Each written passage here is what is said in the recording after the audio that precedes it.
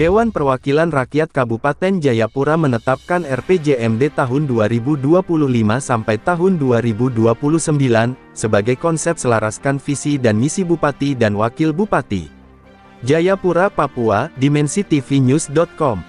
Ketua DPR Kabupaten Jayapura saat menyerahkan dokumen penetapan peraturan daerah RPJMD Kabupaten Jayapura tahun 2025 sampai tahun 2029 kepada Bupati Jayapura pada penutupan sidang paripurna di Aula DPR Kabupaten Jayapura. Dewan Perwakilan Rakyat Kabupaten Jayapura menetapkan rancangan rencana pembangunan jangka menengah daerah RPJMD Kabupaten Jayapura tahun-tahun 2025 sampai tahun 2029 menjadi Peraturan Daerah Perda Nomor 19 Tahun 2025. Hal itu diketahui dari penutupan sidang paripurna 3 tentang RPJMD tahun-tahun 2025 sampai tahun 2029 yang dipimpin oleh Ketua DPRK Jayapura. Di saat yang sama Sekretaris Komisi Aferianto Ragalawa SH, di Aula DPRK Jayapura mengatakan, soal visi dan misi Bupati dan Wakil Bupati diakomodir di RPJMD, Ferianto mengklaim bahwa, sesuai tahapan yang telah dilalui di dalamnya telah terakomodir, namun dari beberapa pandangan fraksi seperti, Nasdem, Gotong Royong, Persatuan Pembangunan dan kelompok khusus telah disampaikan beberapa catatan kepada pemerintah, terkait bagian-bagian yang perlu diakomodir dalam penyempurnaan RPJMD, agar lebih maksimal dengan RPJM nasional dan Provinsi Papua sehingga semua bisa selaras, ujarnya. Ferianto tak memungkiri pada substansi semua fraksi telah menyampaikan pandangan menerima dan menyetujui meskipun di dalamnya ada catatan berupa perbaikan RPJMD itu sendiri. Ferianto Ragalawa yang juga Ketua DPD Partai Perindo Kabupaten Jayapura itu menambahkan, setelah disetujui dan ditetapkan dalam sidang ini maka RPJMD itu akan dijadikan sebagai panduan bagi pemerintah.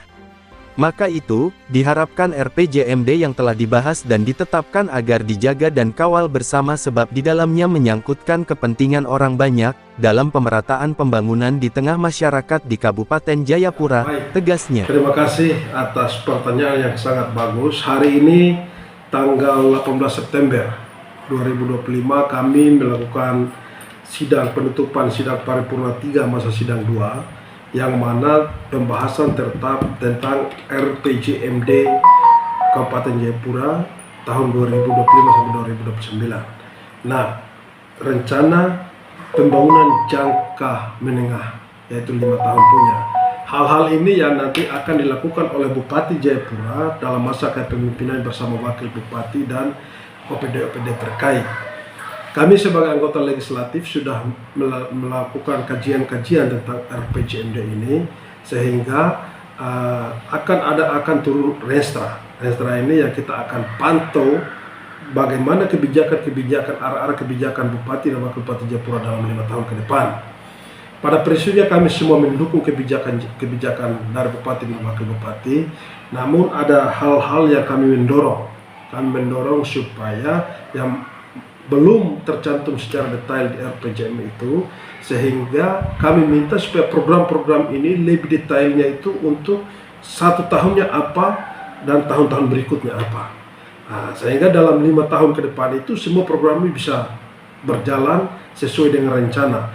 Tetapi kalau kita tidak ada skala prioritas tahun ini, apa yang mau kita kerjakan itu nanti mubazir. Nah, oleh sebab itu kita sudah sampaikan kepada OPD-OPD supaya disiapkan restra dan renja. Renja ini akan berlangsung selama 1 tahun dan restra ini yang kita pantau arah kebijakan dari RPJMD itu. Demikian. Ya, kira-kira eksekusinya di mana saja Pak Ade?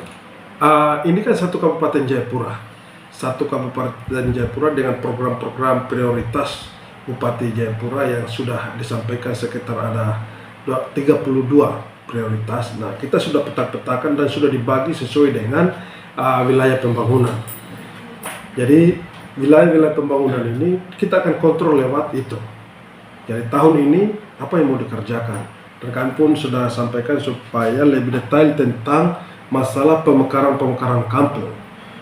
Pemekaran kampung adat, baik kampung adat maupun kampung dinas, yang mana memang mereka sudah ada peraturan bupati yang lama dan mereka sudah pernah mendapatkan PLT bupati. Nah, Ada beberapa kampung yang kemarin sudah diselesaikan penyerahan petanya. Nah ini yang kita mau dorong supaya mereka cepat definitif. Sehingga pemerataan pembangunan itu semua kena. Karena ketika nanti kampung ini tidak definitif, maka anggaran dari dana kampung induk sebanyak 20% akan didistribusi ke kampung-kampung calon pemekaran ini. Nah itu akan menghambat karena mereka tidak bisa membangun apa-apa karena hanya 20% itu. Demikian. Terima kasih Pak Dewan. Liputan, Eduardus Ledeum Bupati, Wakil Kepala Perwakilan Wilayah Provinsi Papua, mengabarkan untuk Dimensi TV News.com, inspirasi membangun daerah.